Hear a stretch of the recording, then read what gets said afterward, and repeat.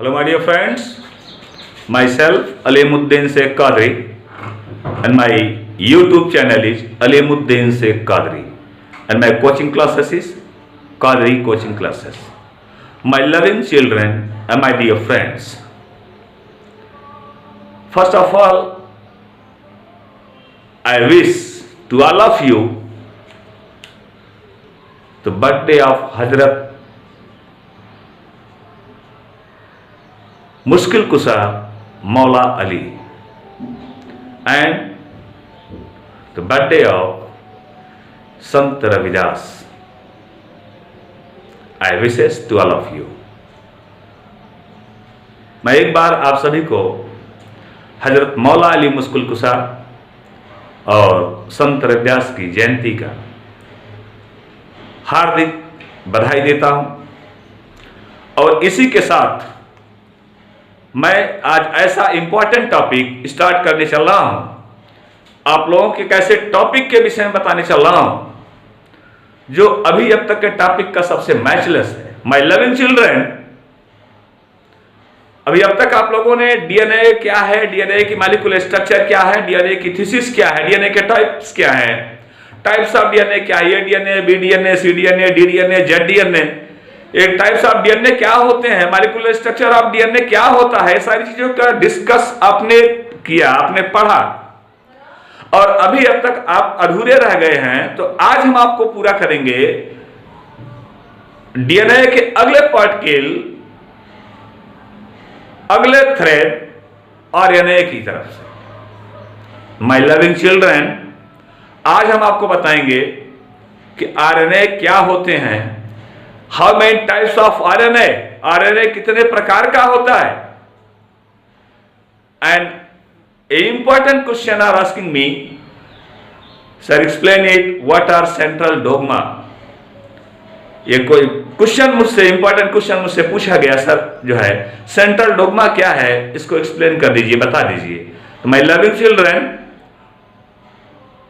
मैं एक बार फिर अपने YouTube चैनल अलीमुद्दीन शेख कादरी के माध्यम से आप सभी को आज आरएनए, राइबोज न्यूक्लिक एसिड और सेंट्रल डोगमा के विषय में बताएंगे। माय लविंग चिल्ड्रन, सबसे पहले आपको ये जानकारी होनी चाहिए कि हमारे पास जो नाइट्रोजीनस बेस है, उस नाइट्रोजीनस बेस में से हमारे पास जो दो बेस है नाइट्रोजीनस के, दो बेस है, प्यूरिन और पायरिमिडीन। तो प्यूरिन का हमने 2 सब बेस लिया, पायरिमिडीन का हमने 3 सब बेस लिया और टोटल हमारे पास 5 सब बेस हो जाते हैं नाइट्रोजीनस के। तो नाइट्रोजन के जो हमारे पास 5 सब बेस हुए, उसमें प्यूरिन भी है, पायरिमिडीन भी है। प्यूरिन में एडेनिन और ग्वानिन है और पायरिमिडीन में साइटोसिन, थायमिन और यूरेसिल है। इस तरह से आप देख रहे हैं, अगर हमने देखा तो AGCTU,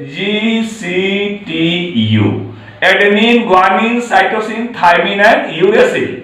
आपने देखा कि मैंने बताया आपको कि ये नाइट्रोजीनस बेस सब बेस जो लिए जा रहे हैं, adenine, guanine, cytosine, thymine and uracil, ये 5 सब बेस हैं। इनमें से अगर हमको डीएनए का स्ट्रक्चर डिस्कस करना है, जो हमने ऑलरेडी अपने इस YouTube चैनल पर आप लोगों के सामने प्रस्तुत कर रखा है, अपलोड कर रखा है और आप लोगों ने इसको बहुत ही ज्यादा तरीके से देखा है, तो वहां पर आपने देखा, मैंने डीएनए की स्ट्रक्चर में आपको बताया था कि adenine, guanine, cytosine, thymine, AGCT पाया जाएगा।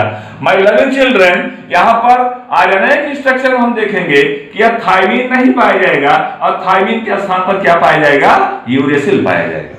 तो हम डिस्कस करेंगे जो थायमिन के स्थान पर यूरेसिल पाया जा रहा है, तो AGCU का हम एडेनिन, ग्वानिन, साइटोसिन और यूरेसिल का डिस्कस करेंगे। और इसके पहले हमने जो डिस्कस किया था वो AGCT का किया था, adenosine, guanine, adenine, guanine, cytosine और थायमिन का डिस्कस किया था, जो डीएनए के मॉलिक्यूलर स्ट्रक्चर में डिस्कस किया गया। My loving children and my loving friends, एक बार मैं फिर आपको बताना चाहूंगा कि DNA is DNA and RNA both are pentose sugar, both are pentose sugar, दोनों पेंटोज शुगर हैं 5 कार्बन के, जिसमें मैंने मॉलिक्यूलर फार्मूला भी लिखा था डीएनए के लिए लिखा था पेंटोस शुगर का C5S10O4 और आरएनए के लिए लिखा था C5S10O5। तो डीएनए का जो मॉलिक्यूलर जो है मॉलिक्यूलर वेट देखा गया और आरएनए का जो मॉलिक्यूलर वेट देखा गया वो सिर्फ और सिर्फ एक ऑक्सीजन के मॉलिक्यूलर वेट जो है अधिक हो जाता है किसमें, आरएनए में। तो आरएनए का जो टोटल मॉलिक्यूलर वेट देखा गया वो है 150 एटॉमिक मास यूनिट AMU। इस तरह से आपने देखा कि जो मैंने आपके सामने डिस्कस किया आरएनए का, जो मैंने आपके सामने डिस्कस किया, एक्सप्लेनेशन दिया, इस एक्सप्लेनेशन में आप लोगों के सामने अगर कोई भी क्वेश्चन कहीं से आ रहा हो तो आप लोग भी जो है एकदम खड़े होकर के आसानी से क्वेश्चन पूछ सकते हैं, किसी के लिए कोई प्रॉब्लम नहीं है। तो यहां पर आप देखिएगा मैं आरएनए के विषय में बताने चल रहा हूं आप लोगों को। और आरएनए के विषय में सबसे पहले मैं आपको बता दूं डिस्कवरी ऑफ आरएनए। आरएनए की खोज किसने किया, माय लविंग चिल्ड्रन? यहां पर मैंने लिखा है एच फ्रैंकेल कॉनरैड। एच फ्रैंकेल कॉनरैड ने 1956 एंड 57 1956 एंड 57 में एच फ्रैंकेल कॉनरैड ने आरएनए की खोज किया।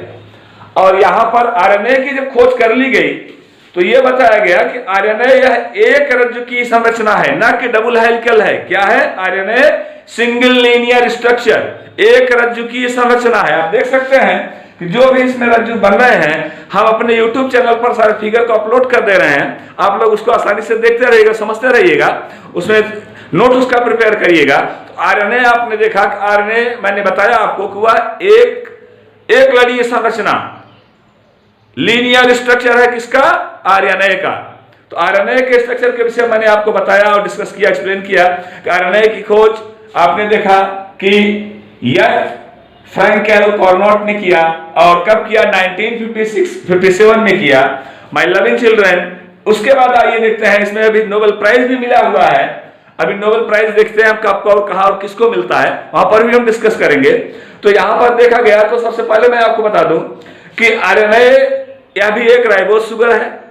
क्या है? आरएनए एक राइबोस शुगर है, न कि deoxyribose sugar. My loving children, मैंने डीऑक्सीराइबोस शुगर की बात नहीं किया, मैंने राइबोस शुगर की बात किया कि आरएनए एक राइबोस शुगर है। पेंटोस शुगर तो है ही, पेंटोस शुगर में दो है, एक डीऑक्सीराइबोस शुगर और एक ribose sugar. Deoxyribose sugar DNA में है और राइबोस शुगर आरएनए में है। तो आरएनए में जो शुगर पाया जा रहा है वह है राइबोस शुगर, वो भी पेंटोस शुगर है। इस बात का ध्यान रखिए, नोट करिएगा इसको। इसके बाद आइए देखते हैं प्रमुख क्षारक के रूप में आपने देखा कि आरएनए में, मैंने अभी एक्सप्लेन किया, आपके सामने बताया कि आरएनए में AGCU adenine guanine cytosine and uracil पाया जा रहा है। अर्थात इसमें थायमीन नहीं पाया जा रहा है, थायमीन के स्थान पर यूरेसिल पाया जा रहा है। तो आरएनए में क्या पाया गया? यूरेसिल पाया गया। Walter Gilbert, scientist Walter Gilbert ने, इन्होंने सबसे पहले बताया कि इन्होंने 1986 साइंटिस्ट वाल्टर गिलबर्ट इन्होंने सबसे पहले अपनी थियरी और एक्सप्लेन किया। इस थियरी में इन्होंने ऑलरेडी एक्सप्लेन कर दिया कि जो पृथ्वी पर जो मॉलिक्यूलर स्ट्रक्चर के रूप में अगर ये देखा जाए कि जीवन की इकाई क्या है, तो सबसे पहले जीवन की इकाई के विषय में इन्होंने जो है वाल्टर गिलबर्ट ने सबसे पहले 1986 में कहा कि पृथ्वी पर सबसे पहले जैविक कण के रूप में आरएनए आया। क्या आया?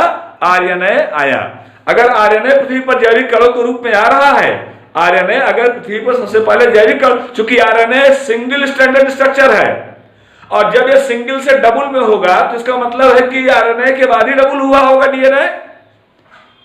तो फिर अभी हम आगे आपको क्वेश्चन यहीं पर राइज करेंगे, डीएनए ने आरएनए को बनाया या आरएनए ने डीएनए को बनाया? किसके स्ट्रक्चर से क्या बना, मैं इसका भी एक्सप्लेनेशन दूंगा।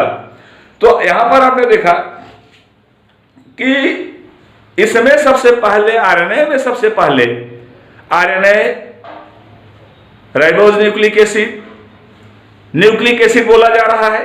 स्पष्ट हो गया कि न्यूक्लियस के अंदर पाया जाने वाला एसिड, न्यूक्लियस के अंदर पाया जाने वाला एसिड, इसी को बोला गया न्यूक्लिक एसिड। तो न्यूक्लिक एसिड जो है आरएनए का, मींस न्यूक्लियस के दो एसिड हैं। न्यूक्लियस का अगर कोई पूछे what is the nature of nucleoplasm, आप बोलेंगे acidic, Why? Because of deoxyribose sugar and ribose sugar. Both sugars are present and both acids are present. Ribose nucleic acid and deoxyribose nucleic acid. Both acids are present within the nucleus. Since the nucleoplasm is acidic, इसीलिए nucleoplasm क्या है, वो अम्लीय है, acidic है। तो हमने तो बता दिया न्यूक्लियोप्लाज्म एसिडिक है। अब आइए देखते हैं कि आरएनए के विषय मैंने आपको बता कर रखा है, और आरएनए में सबसे पहले एक पॉइंट पर मैं डिस्कस करना चाहूंगा। आरएनए जब स्वयं में रिवर्स ट्रांसक्रिप्शन करता है, आरएनए जब स्वयं में रिवर्स ट्रांसक्रिप्शन करता है, तो रिवर्स ट्रांसक्रिप्शन करने की प्रक्रिया के परिणाम स्वरूप यह डीएनए के संश्लेषण करने की क्षमता रखता है। डीएनए का इसमें संश्लेषण होता है, आरएनए के द्वारा डीएनए का संश्लेषण होता है, और आरएनए कोशिका निर्माण का प्रथम चरण माना गया। आरएनए कोशिका के निर्माण का प्रथम चरण, पहला चरण माना गया। आरएनए नोट करिएगा, आरएनए कोशिका के निर्माण का पहला चरण माना गया। माय लविंग चिल्ड्रन, यदि आरएनए कोशिका के निर्माण का पहला चरण है, तो मैं जानना चाहता हूं क्या जैव विकास की श्रेणी में डीएनए सबसे पहले आया? मैं क्रिटिसाइज नहीं कर रहा हूं, मैं कमेंट नहीं दे रहा हूं, मैं राइटर की बुक्स को एक्सप्लेन कर रहा हूं। डॉक्टर आर्यल कोटप्याल और doctor Bharadwaj Saxena and Singhal, doctor Aryal Kotpyal and doctor Bharadwaj Saxena and Singhal, इनकी बुक से मैं एक्सप्लेनेशन दे रहा हूं, और जो एक्सप्लेनेशन मैं दे रहा हूं पेज नंबर 169 से दे रहा हूं, और मैं एकदम क्लियर कट आपसे ओपन कर देना चाहता हूं, कहीं आपके सामने कोई कंफ्यूजन न रहे। तो इस तरह से आपने देखा कि मैंने आपको एक्सप्लेन किया कि आरएनए का प्रोसेस क्या है। आइए थोड़ा सा देख लिया जाए। फायर क्रेग नाम के साइंटिस्ट, फायर क्रेग, इन्होंने कहा कि आरएनए संसार का जो है, इसको कहा कि न्यू आरएनए वर्ल्ड, एक वर्ड दिया न्यू, नवीन आरएनए संसार, नवीन आरएनए संसार मीन्स आरएनए के द्वारा जो संसार निर्मित हुआ, ये नए प्रकार का संसार निर्मित हुआ, एक नए बेस्ट का संसार निर्मित हुआ। न्यू आरएनए वर्ल्ड टर्म जो यूज किया, और इसी के आविष्कार के लिए इन्होंने अपनी ये थियरी दिया 2006 में, 2006 में, और चिकित्सा रासायनिक शरीर क्रिया विज्ञान के लिए इनको नोबेल प्राइज दिया गया। क्योंकि आरएनए का जो चिकित्सा रासायनिक क्रिया विज्ञान में यूज है, इसके लिए इनको नोबेल प्राइज दिया गया। माय लविंग चिल्ड्रन, आइए देखते हैं कि आरएनए आनुवंशिक पदार्थ अथवा वायरल आरएनए, आनुवंशिक अथवा वायरल, ध्यान दीजिएगा, आनुवंशिक अथवा वायरल में दोनों टर्म यूज कर रहा हूं। एक का आनुवंशिक है, हेरिडिटिक है, एंड वायरल भी है। ये दोनों आरएनए अधिकांश पादप विषाणुओं और जीवाणुओं पर जो है, ये अपनी विषाणुओं पर अपनी जो है क्रिया चलाते हैं, और जीवाणु भोजी विषाणुओं पर अपनी क्रिया, जीवाणु भोजी विषाणुओं पर, बैक्टीरियोफेज, जीवाणु भोजी विषाणुओं पर अपनी क्रिया को चलाते हैं। ध्यान दीजिएगा कि आनुवंशिक आरएनए इसीलिए कहा गया। डीएनए को हमने ये नहीं कहा कि आनुवंशिक है, डीएनए तो मैंने कह दिया, डीएनए तो प्रूव किया गया कि आनुवंशिकता की क्या ही है, उसी के द्वारा जेनेटिक कैरेक्टर पेरेंट्स डॉटर में क्रिएट होते हैं, जाते हैं one generation to second generation, एक पीढ़ी से दूसरी पीढ़ी में उसी के द्वारा जो है जेनेटिक कैरेक्टर वो ट्रांसफर होते हैं। लेकिन आरएनए पर बताया जा रहा है कि यह एक आनुवंशिक, या भी आरएनए भी एक आनुवंशिक पदार्थ है। और यच फ्रैंकलिन और कॉर्नट ने मैंने बताया कि इसकी सबसे पहले डिस्कवरी 1957 में और 56-57 में इसकी डिस्कवरी किया, और उस पर जो डिस्कवरी किया इन्होंने, ध्यान दीजिएगा, टोबैको मोज़ेक वायरस पर किया, TMV पर किया, टोबैको मोज़ेक वायरस पर किया। तो टोबैको मोज़ेक वायरस पर इन्होंने संक्रमण को देखा, उसकी पत्ती पर लगने वाले संक्रमण को देखा, और फिर से देख लिया कि इसको रिमूव किया गया। फिर अगली पत्ती में देखा कि ये संक्रमण हो जा रहा है। जब उसके रवे को दूसरी पत्ती पर छिड़का गया तो उसमें भी इन्फेक्शन हो गया। तो कॉन्टैक्ट टू ईच अदर, एक दूसरे के संबंधों के द्वारा इसमें से इन्फेक्शन हो रहा है, और उसका मेन जो है कारक है, मेन फैक्टर है आरएनए। मेन फैक्टर के रूप में मैंने बताया कि उसका मेन फैक्टर क्या है, आरएनए है। तो आनुवंशिक आरएनए में आप लोगों को मैं बताना चाहूंगा कि आरएनए में basically there are 3 types of RNA. How many types of RNA? 3 types of RNA. Ribose nucleic acid के 3 प्रकार हैं। पहला मैंने लिखा है टीआरएनए, ट्रांसफर आरएनए। दूसरा मैंने लिखा है एमआरएनए, मैसेंजर आरएनए। तीसरा मैंने लिखा है RNA, ribosomal RNA. My loving children, there are 3 types of RNA, rRNA, mRNA, tRNA. लेकिन यहीं पर अभी आप समाप्त नहीं होंगे, आपको मैं और भी बताना चाहूंगा कि यहां पर जब हम और भी डिस्कस करते हैं तो कुछ पॉइंट्स हमारे सामने और भी आते हैं, कुछ पॉइंट्स हमारे सामने और भी आते हैं कि जैसे आरएनए में यह भी देखा गया, अभी इसमें एक साल्बुल आरएनए है, एक वायरल आरएनए है, तो इनको जो डिवाइड किया गया, इनमें मुख्य रूप से small cryptoplasmic RNA, small cryptoplasmic RNA, note करिएगा, स्मॉल क्रिप्टोप्लाज्मिक आरएनए भी है। माने टीआरएनए, एमआरएनए और आरएनए के अलावा भी है स्मॉल क्रिप्टो, इस लिखिएगा स्मॉल क्रिप्टोप्लाज्मिक आरएनए, और दूसरा लिख लीजिएगा कैटालिटिक आरएनए है, उत्प्रेरक आरएनए। इस तरह से आपने देखा कि ये 2 आरएनए और भी हैं, तो हमारे पास 5 आरएनए भी मिल गए। अब आइए हम आपको देखते हैं। सबसे पहले हम आपको बताना चाहेंगे कि राइबोसोमल आरएनए पर अगर डिस्कस किया जाए या मैसेंजर आरएनए को देखा जाए, अगर हम मैसेंजर आरएनए को देखें तो मैसेंजर आरएनए की खोज जो है जैकब और जो है मोनोड, जैकब और मोनोड ने किया है 1961 में। जैकब और मोनोड ने 1961 में एमआरएनए की खोज किया, मैसेंजर आरएनए की खोज किया, क्योंकि यही वह आरएनए है जो संवेदी सूचनाओं को एक सेल से दूसरे सेल में ट्रांसफर करने का वर्क करता है, और इसी तरह से ट्रांसफर करते करते मैसेज को पहुंचा देता है हमारे ब्रेन तक। तो आपने देखा कि आरएनए का ये वर्क है, मैसेंजर आरएनए का वर्क है। और मैसेंजर आरएनए को अगर देखा जाए, अगर हम मैसेंजर आरएनए का देखें तो लंबाई में सबसे बड़ा है, जिसका आधार लगभग 50,000 से लेकर के 2 लाख डाल्टन तक होता है। 50,000 से 2 लाख डाल्टन तक इसका होता है मॉलिक्यूलर वेट। और देखा गया मैसेंजर आरएनए में मैंने बताया कि प्रोकैरियोटिक सेल्स में जितने भी मॉलिक्यूल में अगर आरएनए को आपने देखा, 70S राइबोसोम है, 70S राइबोसोम पाया जाता है प्रोकैरियोट में, 70S राइबोसोम, यूकैरियोट में 80S राइबोसोम। तो प्रोकैरियोट में अगर 70S राइबोसोम पाया जा रहा है, उसमें जो आरएनए पाया जा रहा है वह आरएनए मैसेंजर आरएनए पाया जा रहा है, और मैसेंजर आरएनए अपने मैसेज को ट्रांसफर कर रहा है, कोशिका के द्वारा दी गई संवेदनाओं संसूचनाओं को एक सेल से दूसरी सेल में ले जाने का वर्क कर रहा है। इस तरह से आपने देखा कि अपना वर्क क्लियर कर ले रहा है। दूसरा हमारे पास आता है ribosomal RNA, rRNA. My loving children, rRNA यह जो है 75 से लेकर के 80% पूरे सेल का जो आरएनए होता है उसका 75 से लेकर के 80% तक यह पाया जाता है। अब आप सोच सकते हैं कि आरआरएनए, राइबोसोमल आरएनए, यह 75 से लेकर के 80%, 75 से लेकर के 80%, 75 से लेकर के 80% तक पाया जाता है। और यहीं पर इस आरएनए में जो शेष पार्ट होता है वो 35% भाग प्रोटीन का होता है, और 65% भाग जो है वो राइबोसोम का होता है। 65% भाग राइबोसोम का होता है। तो यहां पर देखा जाए तो मैंने आरएनए के विषय में बताया। इसके अलावा आरएनए सेल में प्रोकैरियोटिक कोशिकाओं में माइटोकॉन्ड्रिया, प्लास्टिड, इनमें भी माइटोकॉन्ड्रिया है, प्लास्टिड है, इनमें भी राइबोसोम के मॉलिक्यूल पाए जा रहे हैं।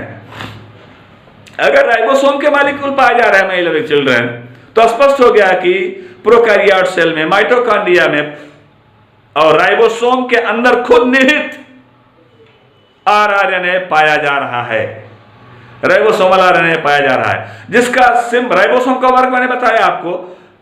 They have also be synthesize the protein molecule. यह प्रोटीन मॉलिक्यूलों का क्या करता है? संश्लेषण करता है। प्रोटीन मॉलिक्यूलों का संश्लेषण करता है, सिंथेसिस करता है प्रोटीन मॉलिक्यूल की। तो प्रोटीन मॉलिक्यूल को अगर सिंथेसाइज कर रहा है, संश्लेषित कर रहा है, तो उसमें कहीं ना कहीं से एक इंपॉर्टेंट रोल अपना जो है ये अडॉप्ट कर रहा है। आरएनए पर देखा आपने, आरएनए पर उसमें मैंने बताया आपको, आरएनए की सबसे पहले जो है आरएनए बना, RNA ribose nucleic acid basically form हुआ किससे? राइबोसोम से। और राइबोसोम की यूनिट स्वेडबर्ग किसने मेजर किया? साइंटिस्ट स्वेडबर्ग ने। इसीलिए साइंटिस्ट स्वेडबर्ग के नाम पर इसकी यूनिट यस लिखी जाती है। आरएनए की जो है राइबोसोम की यूनिट को यस लिखते हैं। 80s ribosome, 70s ribosome, 100s ribosome, 120s ribosome, इस तरह से यस करके लिखा जाता है। यस जो है वह स्वेडबर्ग साइंटिस्ट के नाम पर रखा गया, वो उसकी यूनिट है। यहां पर आगे ये देखते हैं आगे, इसका अगर मॉलिक्यूलर वेट देखा जाए तो 35,000 से लेकर के 1 लाख तक डाल्टन इसका मॉलिक्यूलर वेट होता है। 35,000 से 1 लाख डाल्टन तक इसका मॉलिक्यूलर वेट होता है। इसके बाद आपने देखा, मैंने संदेश मैसेंजर आरएनए बताया आपको, राइबोसोमल आरएनए बताया अब आपको। अब आइए आपको ट्रांसफर आरएनए बता दें। My loving children, transfer RNA, tRNA जिसका नाम दिया गया, यह सबसे छोटा आरएनए होता है। यह आरएनए सबसे छोटा आरएनए होता है, इसको मैंने ट्रांसफर आरएनए नाम दिया। और transfer RNA Francis Crick, scientist Francis Crick ने सबसे पहले ट्रांसफर आरएनए की खोज को किया है। नोट करिएगा, साइंटिस्ट फ्रांसिस क्रिक ने। और जेनेटिक खोज का जो है, इसके पहले तो जेनेटिक खोज हो चुकी थी, इसके पहले जेनेटिक खोज हो चुकी थी। तो ट्रांसफर आरएनए में भी यह देखा गया, इसका पूरे आरएनए का लगभग 15 से लेकर के 18% भाग या ट्रांसफर आरएनए का होता है। और इसका मॉलिक्यूलर वेट जो होता है 25,000 डाल्टन से लेकर के 30,000 डाल्टन तक होता है। 25,000 डाल्टन से लेकर के 30,000 डाल्टन तक इसका मॉलिक्यूलर वेट होता है। यह ट्रांसफर क्या करता है? ट्रांसफर आरएनए है, इसे हम घुलनशील आरएनए के नाम से भी जानते हैं। किस आरएनए के नाम से? घुलनशील आरएनए के नाम से भी इस आरएनए को जानते हैं हम। यह एक सॉल्युबल आरएनए है, इसीलिए ट्रांसफर आरएनए की जगह पर यस आरएनए भी लिख दिया जाता है। तो आप जो है इसमें कंफ्यूज मत होइएगा कि ट्रांसफर आरएनए ही सॉल्युबल आरएनए है। ट्रांसफर आरएनए ही सॉल्युबल आरएनए है।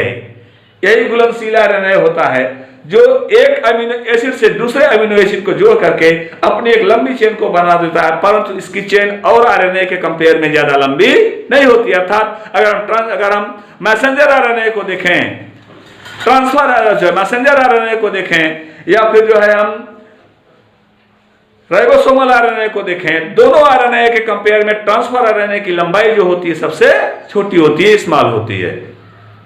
तो इस तरह से आइए ट्रांसफर आरएनए को हम देख लेते हैं। ट्रांसफर आरएनए को हम डिवाइड कर देते हैं। There are divide into 4 arms. How many arms? 4 arms. आप देखेंगे, मैं इसका फिगर अपलोड कर दे रहा हूं अपने यूट्यूब चैनल पर, कि ट्रांसफर आरएनए में आप देख रहे हैं कि इसमें 4 आर्म्स होती हैं। पहली आर्म को बोला जाता है, पहली आर्म इसकी जो होती है उसको बोला जाता है एसेप्टर आर्म्स। क्या बोलते हैं उसको? एसेप्टर आर्म बोलते हैं, ग्राही भुजा बोलते हैं। ग्राही भुजा का मतलब होता है कि जितने भी अमीनो एसिड होते हैं इसके अंदर, अमीनो एसिड सिंथेटिक बोला जाता है इसको, अमीनो एसिड सिंथेटिक बोला जाता है। चूंकि सिंथेटिक है, ये एज की तरह से वर्क कर रहा है, इसलिए बोलते हैं अमीनो एसिड सिंथेटिक एज, अर्थात अमीनो एसिड सिंथेटेज। क्या हो गया? Amino acid synthetase. इस तरह से यह आरएनए जो ग्राही भुजा होती है उसका एक फंक्शन बताया मैंने, अमीनो एसिड सिंथेसेज होता है। और इसका जो फंक्शनल ग्रुप होता है, जो क्रियात्मक समूह होता है, वह ओइक होता है, कार्बोक्सिलिक होता है, COOH होता है। आइए आगे चलते हैं। दूसरी भुजा होती है TCIC। इस तरह से TCIC लिखते हैं, ध्यान रखिएगा, इस तरह से लिखते हैं T, और यहां पर आप देखिएगा इस तरह से साई और ये C, TCIC लिखते हैं। यह भुजा दूसरी भुजा है। और पहली भुजा एसेप्टर ग्राही, मैंने एसेप्टर आर्म मैंने बताया, पहली एसेप्टर आर्म, दूसरा TCIC आर्म। TCIC आर्म जो होता है, यह इस भुजा की सहायता से ट्रांसफर आरएनए राइबोसोम के साथ जुड़ जाता है। ट्रांसफर आरएनए ये राइबोसोम मॉलिक्यूल के साथ जुड़ जाता है, इसको ध्यान में रखिएगा और नोट करिएगा। तो ट्रांसफर आरएनए राइबोसोम मॉलिक्यूल के साथ जुड़ जाता है। दूसरा होता है DHU, तीसरी भुजा का नाम मैंने लिखा है। पहला देख लीजिएगा, पहला मैंने बताया आपको एसेप्टर आर्म होती है, पहला एसेप्टर आर्म होती है, दूसरा टी साइड सी आर्म होती है, ये दूसरा हो गया। और तीसरा आर मैंने आपको बताया, तीसरी भुजा के लिए मैंने अभी अभी आपको बताया, तीसरी भुजा होती है DHU। यह DHU, my lovely children, what is the meaning of DHU? अगर ये पूछे DHU क्या है, तो डाइहाइड्रोयूरिडीन और डाइहाइड्रोयूरिडीन और डाइहाइड्रोयूरिडीन और, नोट करिएगा, इसकी तीसरी भुजा का नाम है डाइहाइड्रोयूरिडीन और। ये डाइहाइड्रोयूरिडीन और के से अब जो है आसानी पूर्वक या अपने अंदर जो है यूरिक एसिड जो है उसको भी एक कोडान के फॉर्म में भी, एक कोड के फॉर्म में भी एक विशिष्ट एंजाइम की सहायता से या जो है ट्रांसफर आरएनए को बनाने का भी वर्क कर देती है। विशिष्ट एंजाइम की सहायता से भी ट्रांसफर आरएनए को बनाने का भी वर्क करती है।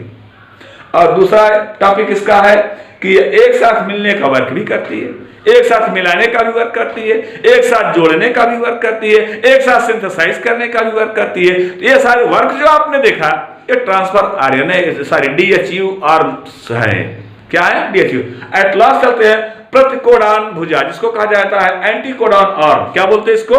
चौथी भुजा है anticodon arm, anticodon arm. My loving children, आपने देख लिया कि इसके मैंने आपको 4 आर्म बताए। पहला एक्सेप्टर आर्म, दूसरा टीसाइसी आर्म, तीसरा DHU आर्म और चौथा मैंने बताया एंटीकोडान आर्म। ये 4 आर्म, 4 भुजाएं होती हैं जो आरएनए की होती हैं। क्या होती हैं? आरएनए की ये 4 भुजाएं होती हैं। और जो चौथी भुजा एंटीकोडान आर्म होती है यह प्रतिकोडानों का निर्माण करती है। और प्रतिकोडानों के निर्माण में आइए थोड़ा सा समझा दें आपको कि यहां पर आप देख सकते हैं कि यहां पर ये बेस पर आया है ट्रांसफर आरएनए। नोट करिएगा आप लोग, यहां पर बेस पर आया टीआरएनए ट्रांसफर आरएनए ये आया। और नीचे का मॉलिक्यूल है राइबोसोम का मॉलिक्यूल, ये राइबोसोम के मॉलिक्यूल, राइबोसोम के मॉलिक्यूल ट्रांसफर आरएनए के साथ मिला है। यहां पर 2 साइड की चेन चल रही है, एक साइड में देख रहे हैं, एक साइड में देख रहे हैं। और यहां पर जो देख रहे हैं यहां पर CCU CGC CGU CUUU UUU CCU GGC CGU UUU UGC CGA और लास्ट में आया AUG। और दूसरी साइड की जो आर्म्स आप देख रहे हैं इन सभी में ए, तो बाई आर्म्स हो गया, लेकिन दोनों सेपरेट हैं, ज्वाइंटेड नहीं है। दोनों आर्म्स सेपरेट हैं, ज्वाइंटेड नहीं है। इस तरह से ये एक ऐसा आरएनए निकला जो ट्रांसफर आरएनए जो मैसेंजर के कोडानों को पढ़ करके उसके अनुसार अमीनो अम्लों को जोड़ता है।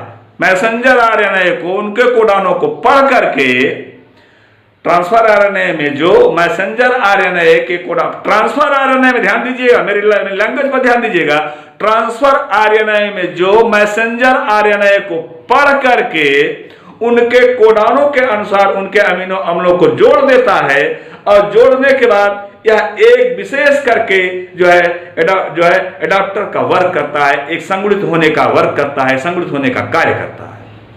यह प्रक्रिया आपके सामने स्पष्ट हो गई। और इसके संरचनाएं स्मॉल आरएनए के जो स्ट्रक्चरल बेस्ड हैं वो सारे बेस्ड किस प्रकार के हैं, इन सारे बेस्ड का स्ट्रक्चर मैं अपने यूट्यूब चैनल पर अपलोड कर दे रहा हूं। आप लोग उसको आसानी पूर्वक उसका डिस्कस कर लेंगे। माय लविंग चिल्ड्रन, आइए थोड़ा सा देखा जाए, थोड़ा सा डिस्कस हम करने चल रहे हैं। What are difference between RNAs? क्या डिफरेंस है आरएनएस में? ट्रांसफर आरएनए, मैसेंजर आरएनए और तीसरा मैंने बताया जो है आरआरएनए। आइए थोड़ा सा देखते हैं। अगर आपने इसको नोट कर लिया है तो हम इसको इरेज कर रहे हैं और इरेज करके मैं थोड़ा सा आपको कुछ विशेष बातों को बताने के लिए आगे बढ़ूंगा। आइए देखते हैं, यहां पर एक एक करके मैं तीनों आरएनए में अंतर लिखना चल रहा हूं। तो सबसे पहले हम यहां पर लिखते हैं आरआरएनए, डिफरेंस देने चल रहा है तीनों में। आप लोग भी नोट करते चलिएगा, आप लोग नोट करते चलिएगा। यहां पर इस तरह से डिफरेंस देते चल रहे हैं। यहां पर पहला हमारा है इसमें आरएनए, कौन सा? आरआरएनए। दूसरा है एमआरएनए और तीसरा है टीआरएनए। इन तीनों आरएनए में डिफरेंस आइए देखते हैं क्या डिफरेंस होता है तीनों आरएनए में। तो सबसे पहले मैं आपको बताना चाहूंगा कि ट्रांसफर आरएनए का जो टोटल सेल में जो पार्ट होता है वो 80% होता है, 75 से 80% मैंने अभी आपको बताया। और जबकि एमआरएनए 5% होता है, 35 हो गया। और ये हो गया बच्चा कितना? 15% इसका भाग होता है। एक कंप्लीट आरएनए में अगर देखा जाए तो वहां पर राइबोसोमल आरएनए 80%, mRNA 5%, tRNA 15% होता है। नोट करते चलिएगा। लंबाई देखी जाए तो इनकी लंबाइयां अलग अलग हैं, डिफरेंट हैं इनकी लंबाइयां। इस बात का ध्यान रखिएगा कि इनकी लंबाइयां डिफरेंट हैं। बट mRNA सबसे लंबा होता है, मैसेंजर आरएनए लॉन्ग सबसे लंबा होता है, इस बात का ध्यान रखिएगा। और tRNA सबसे छोटा, स्मॉलेस्ट, यह है स्मॉलेस्ट। tRNA सबसे छोटा आरएनए। इस तरह से आपने देखा कि इस तरह से हमने आरएनए के विषय में अभी दो अंतर आपके सामने स्पष्ट किया। मैं कुछ अंतरों को और स्पष्ट कर देना चाहता हूं। आरएनए के अगर कार्य को देखा जाए तो सबसे पहले हम चलेंगे आरआरएनए से, फिर मैसेंजर, फिर टी। इस बात का ध्यान रखिएगा। तो आरआरएनए में देखा जा रहा है तो संरचनात्मक राइबोसोमल आरएनए से ये प्रोटीन एंजाइम के रूप में भी कार्य करते हैं, एंजाइम के रूप में भी कार्य करते हैं। और mRNA डीएनए के आनुवंशिक सूचनाओं को ग्रहण करके उसका अनुवाद करते हैं। डीएनए के मैसेंजर है ना, ये डीएनए के आनुवंशिक सूचनाओं को ग्रहण करके उनका अनुवाद करते हैं। और जो है ट्रांसफर पर आइए, ट्रांसफर आरएनए या मैसेंजर आरएनए तक कोडानों को ले जाने का कार्य करते हैं, मैसेंजर आरएनए तक कोडानों को ले जाने का कार्य करते हैं। मॉलिक्यूलर शेप देखा जाए, आणविक आकार देखा जाए तो अत्यधिक कुंडलित होने का आकार जो होता है वो आरआरएनए का होता है, अत्यधिक कुंडलित होने का आकार। और mRNA रेखिक होते हैं, लीनियर। और tRNA एक क्लोवर लीफ लाइक होते हैं, जैमा, clover leaf like, just like to the Y shape में, यल आकार में मुड़ा हुआ होता है।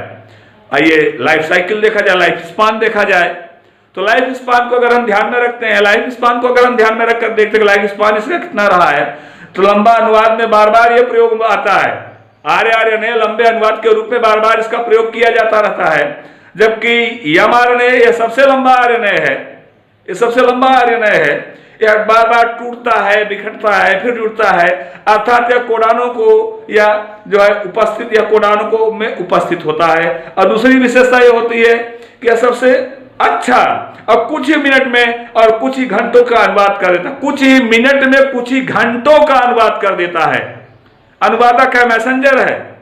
ज्यादा मैसेज को पाया तो बहुत छोटे से मैसेज में ट्रांसफर करके आगे बढ़ा देगा, तो लंबे मैसेज को छोटे मैसेज में ट्रांसफर करके आगे बढ़ाने का काम mRNA का होता है। tRNA में आइए देखते हैं कि यह लंबा अनुवाद में बार बार उपयोग में आता है, जो एंटी कोडान में उपस्थित होते हैं। कहां उपस्थित होते हैं? एंटी कोडान में उपस्थित होते हैं। माय लविंग चिल्ड्रन, इस तरह से आपने देखा। आइए अब देख लेते हैं what are differences between DNA and RNA. अभी तक तो मैंने आपको बताया what are differences between RNAs. RNAs में क्या डिफरेंस रहा? TRNA, mRNA, rRNA, mRNA, tRNA, इनके डिफरेंस मैंने बताए। अब हम आपको बताने चल रहे हैं कि डीएनए और आरएनए में क्या डिफरेंस होते हैं। तो माय लविंग चिल्ड्रन, डीएनए और आरएनए के डिफरेंस को अगर देखा जाए तो यहां पर आइए देखते हैं कि डीएनए और आरएनए के डिफरेंस को हम बताने चल रहे हैं आपको। बहुत ही ध्यानपूर्वक इसको नोट करिएगा, और बहुत से बच्चे भी इसमें कंफ्यूज हो जाते हैं। तो मैं ये चाहता हूं कि आपका कोई कंफ्यूजन जो है वो आपके अंदर न रहे, सारे कंफ्यूजन आपसे क्लियर हो जाए। कि यहाँ पर मैं दो लाइन ले रहा हूं और एक सेंटर लाइन ले लिया हमने। इस साइड में हमने लिख दिया डीएनए और इस साइड में हमने लिख दिया आरएनए। तो डीएनए और आरएनए मैंने लिख दिया। डीऑक्सीराइबोज न्यूक्लिक एसिड और जो है राइबोज न्यूक्लिक एसिड, यहाँ पर इस तरह से जो है अंतर को स्पष्ट करते चले जाएंगे कि इसमें डिफरेंस क्या क्या होते हैं, उसको मैं बताता चला जाऊंगा आपको। देखिएगा, सबसे पहले डीएनए में या पॉलीन्यूक्लियोटाइडों की एक श्रृंखला होती है, पॉलीन्यूक्लियोटाइडों की एक श्रृंखला होती है। डीएनए एक बार जो है दो पॉलीन्यूक्लियोटाइड, हाउ मेनी पॉलीन्यूक्लियोटाइड? यहाँ पर 2 पॉलीन्यूक्लियोटाइड, ध्यान में रखिएगा। लेकिन आरएनए में क्या होता है? आरएनए में सिर्फ एक श्रृंखला होती है। आरएनए की श्रृंखला जो है वह एक पॉलीन्यूक्लियोटाइडों की श्रृंखला होती है। आरएनए एक पॉलीन्यूक्लियोटाइडों की श्रृंखला होती है। आरएनए एक पॉलीन्यूक्लियोटाइडों की श्रृंखला होती है, याद रखिएगा। डीएनए 2 पॉलीन्यूक्लियोटाइडों की, आरएनए एक पॉलीन्यूक्लियोटाइडों की श्रृंखला। डीएनए में आपने देखा कि एडेनिन, ग्वानिन, साइटोसिन, थायमिन पाया जाता है, जबकि आरएनए में adenine, guanine, cytosine and uracil पाया जाता है। अर्थात थायमिन के स्थान पर आरएनए में यूरेसिल पाया जाता है। इन तीनों बेस से कोई मतलब है, तीनों दोनों में कॉमन है। एजीसी तीनों कॉमन है, तो बेसिकली हम कह सकते हैं इसमें थायमीन के स्थान पर क्या पाया गया, यूरेसिल पाया। इसमें थायमीन, डीएनए में थायमीन पाया जाता है तो आरएनए में यूरेसिल पाया जाता है। तो डीएनए के स्थान पर, डीएनए में थायमीन के स्थान पर आरएनए में यूरेसिल पाया जाता है।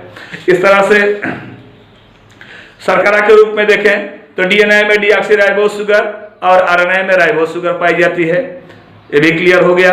डीएनए यह एक आनुवंशिक इकाई है, ध्यान रखिएगा, आनुवंशिकता की इकाई है, लेकिन आरएनए आनुवंशिकता की इकाई नहीं है। प्रायः आरएनए आनुवंशिक नहीं होता, लेकिन कुछ अपवाद भी हैं माय लविंग चिल्ड्रन। मैं भी अपवाद भी आपको बता रहा हूं कौन कौन से अपवाद हैं। पहले तो आप इस बात को नोट कर लें कि डीएनए यह एक आनुवंशिक इकाई है, जबकि आरएनए आनुवंशिक इकाई नहीं होती, परंतु कुछ आरएनए ऐसे हैं जो आनुवंशिक इकाई के रूप में यूज में आते हैं। जैसे मैं अभी आपको एग्जांपल स्वरूप बता रहा हूं। और डीएनए में आपने देखा कि स्वयं दुगुणित होता है, डीएनए स्वयं दुगुणित होता है, सेल्फ जो है रिप्लिकेशन होता है, जबकि डीएनए के द्वारा जो है आरएनए का निर्माण होता है। डीएनए की डबल हेलिकल स्ट्रक्चर चेन है, इस तरह से ब्रेक कर गई तो एक एक लाइन अलग अलग हो गई, तो डीएनए से आरएनए का इसने निर्माण कर दिया। अब आइए देखते हैं, मैंने कहा कि कुछ एक जो है एक्सेप्शन है, मैं उसको बताना चाहूंगा कि जैसे अब आप देखिए डीएनए डबल हेलिकल है, आप ये ना समझे कि हमेशा डबल हेलिकल, इसका भी एक्सेप्शन है, अपवाद है। जैसे S17, S13,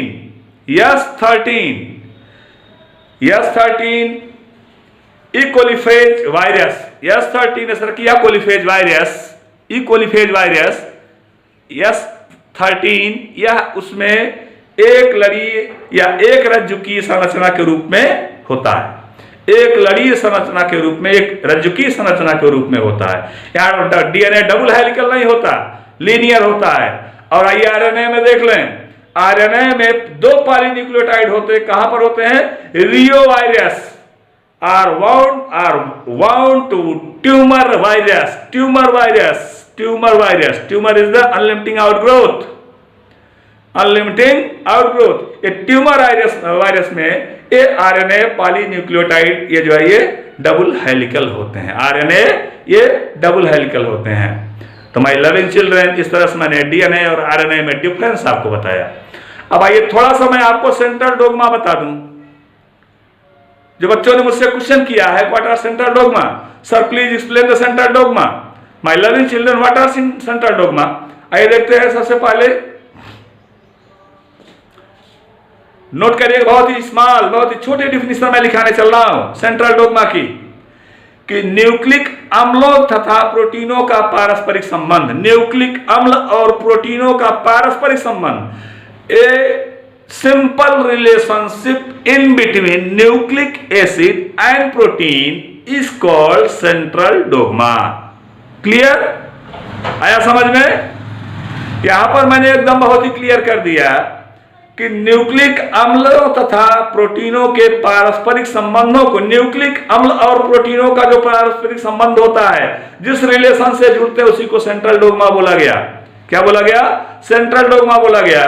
तो सेंट्रल डोग्मा को सबसे पहले जो है 1958 में क्रिक ने स्पष्ट किया था, और ये वहीं पर क्रिक ने यह भी स्पष्ट कर दिया कि RNA are divided into 3 parts, tRNA, mRNA and rRNA. इस तरह से आरएनए के को बताया।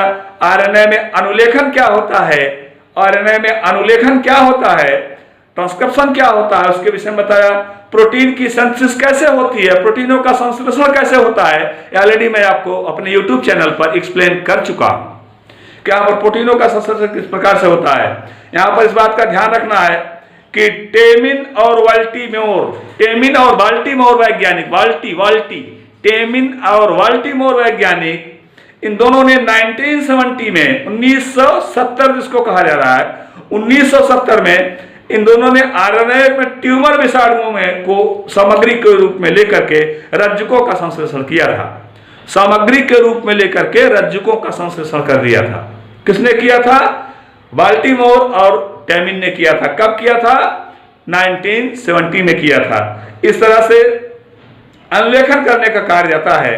और आर्चिबाल्ड गैराट का विचार था, आर्चिबाल्ड गैराट, ध्यान से सुनिएगा, आर्चिबाल्ड गैराट, साइंटिस्ट आर्चिबाल्ड गैराट, आर्चिबाल्ड गैराट का विचार था कि यह आनुवंशिक रोगों को एक पीढ़ी से दूसरी पीढ़ी में ले जाता है, अर्थात जन्मजात विकार इसी के द्वारा होते हैं। किसके द्वारा बताया मैंने? आरएनए के। तो जो ले जा रहा है प्रोटीन सिंथेसाइज करके जो है राइबोसोम के साथ या न्यूक्लिक अम्लों के साथ प्रोटीन को संश्लेषित करके जो ले जा रहा था, सेंट्रल डोग्मा न्यूक्लिक एसिड नाम के न्यूक्लिक अम्लों तथा प्रोटीनों को जो परस्पर कम्बिनाइज करके आगे बढ़ा रहा ले जा रहा है, उसी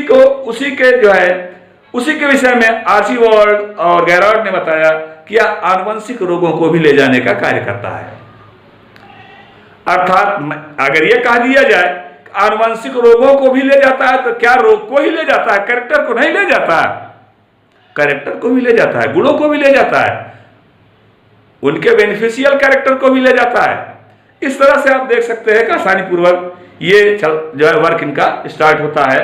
और ट्रांसक्रिप्शन क्या होता है, इस पर भी एक क्वेश्चन आता है। Transcription, what is transcription? My loving children, right now what is transcription? Transcription DNA में उपस्थित आनुवंशिक सूचनाओं को, डीएनए में उपस्थित आनुवंशिक सूचना अर्थात एक पीढ़ी से दूसरे पीढ़ी में चलने वाली जाने वाली सूचनाएं, डीएनए में उपस्थित आनुवंशिक सूचनाओं को जो है एमआरएनए में स्थानांतरण, मैसेंजर आरएनए में ट्रांसफर कर देना। डीएनए में जो आनुवंशिक सूचनाएं हैं उन सूचनाओं को मैसेंजर आरएनए में ट्रांसमिट कर देना, भेज देना, उनमें स्थानांतरित कर देना, यही प्रक्रिया अनुलेखन कहलाती है, जिसको हम कहते हैं कि ट्रांसक्रिप्शन। क्या बोलते हैं इसको?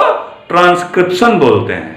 तो माय लविंग चिल्ड्रन, इस प्रकार से मैं अलीमुद्दीन शेख कादरी अपने यूट्यूब चैनल अलीमुद्दीन शेख कादरी के माध्यम से आज मैंने आपको ट्रांसक्रिप्शन क्या है और उसके साथ साथ सेंट्रल डोग्मा क्या होते हैं।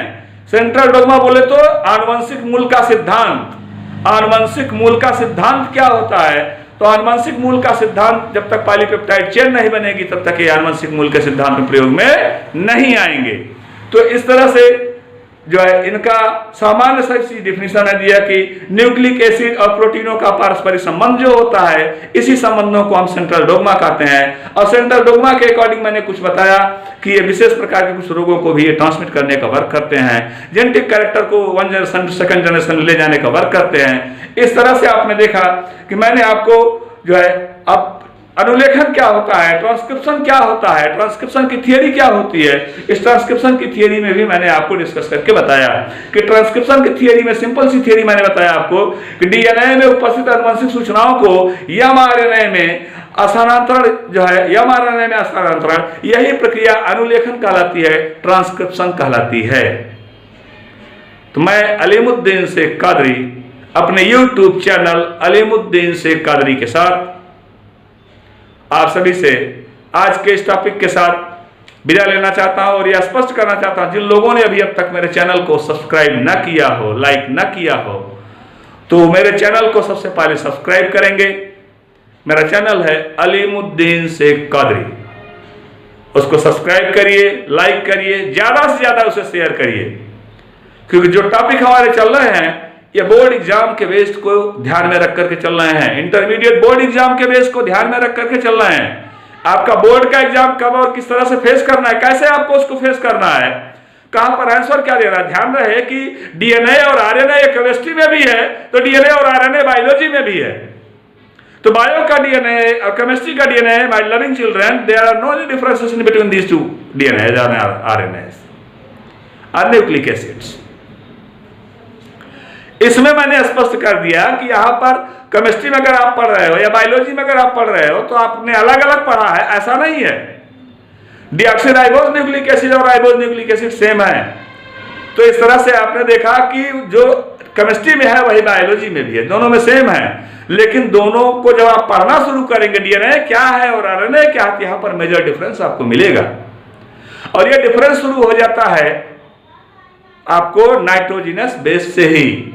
तो इस तरह से मैं अलीमुद्दीन शेख कादरी अपने YouTube चैनल अलीमुद्दीन शेख कादरी के साथ आज के इस टॉपिक को यहीं पर समाप्त करता हूं और अगले टॉपिक के लिए, अगले पॉइंट्स के लिए, अगले जो है टॉपिक के लिए मैं आपसे नेक्स्ट डे मिलूंगा। तब तक के लिए